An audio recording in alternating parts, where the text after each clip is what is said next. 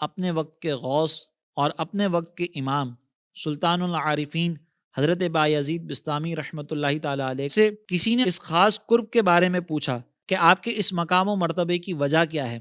تو یہاں پر جو آپ نے جواب دیا وہ انتہائی اہمیت کا حامل ہے، اور آج کے دور میں ہر شخص کو اس بات کی طرف توجہ کرنا انتہائی ضروری ہے۔ پھر آپ اس کی تفصیل ذکر کرتے ہوئے بتانے لگے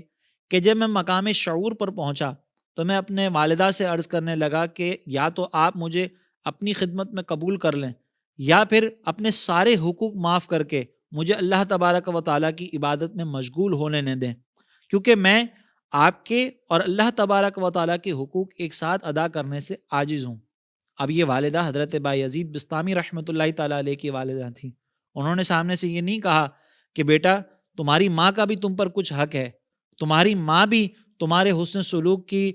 متلاشی ہے، تمہاری حسن سلوک کی مستحق ہے، بلکہ آپ کی والدہ نے آپ کو اجازت دی اور پھر آپ عبادتوں و ریاضتوں کے لیے اپنے گھر سے روانہ ہوئے، اور کم و بیش 20 سال کے بعد آپ اپنے گھر پر جب حاضر ہوئے اور گھر پہ دستک دی تو والدہ نے پوچھا کہ کون ہے، تو آپ نے بتایا کہ اے امی تمہارا 20 سال پرانا مسافر تمہارے گھر لوٹ آیا ہے۔ والدہ بہت مسرت کے ساتھ دروازہ کھولتی ہیں، آپ کو اپنے گلے سے لگاتی ہیں، اور پھر کچھ دیر کے بعد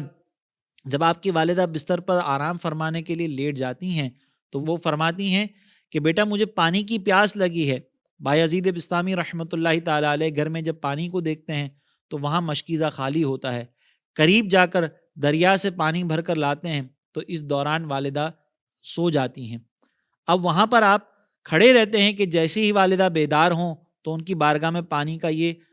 گلاس پیش کر دیا جائے۔ آپ کھڑے رہتے ہیں حتیٰ کہ آپ کی والدہ بیدار ہوتی ہیں اور آپ کو دیکھتی ہیں کہ آپ اس حال میں ساری رات کھڑے رہے کہ والدہ کی آنکھ کھلے اور میں والدہ کی بارگاہ میں ان کا منگوایا ہوا پانی انہیں پیش کر سکوں۔ جب والدہ نے یہ دیکھا تو فوراً دل سے دعا دی کہ اے اللہ میرا بایزید جو چاہتا ہے، جو مقام کا وہ طالب ہے، اے اللہ تو اسے وہ مقام عطا فرما۔ تو حضرت بایزید فرماتے ہیں کہ میری والدہ کی یہ دعا دینا تھا، اللہ تبارک و تعالیٰ نے سارے پردے میری آنکھوں سے اٹھا دیے، اور جس مقام کی تلاش کے لیے میں ریاضتیں کرتا رہا، مجاہدات کرتا رہا، وہ مقام و مرتبہ مجھے اس ایک رات میں مل گیا۔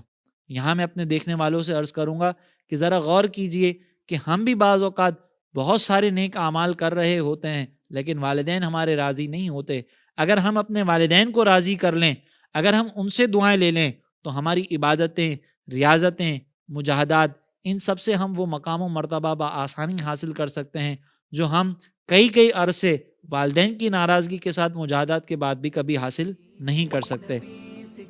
زندگی کے تمام شعبوں میں دینی رہنمائی حاصل کرنے اور آخرت کو بہتر کرنے کے لیے ہمارے YouTube channel Islamic digital studio کو سبسکرائب کر لیں اور بیل آئیکن بھی پریس کر لیں۔ قرآن سے بھی ملاتا ہے ہمارا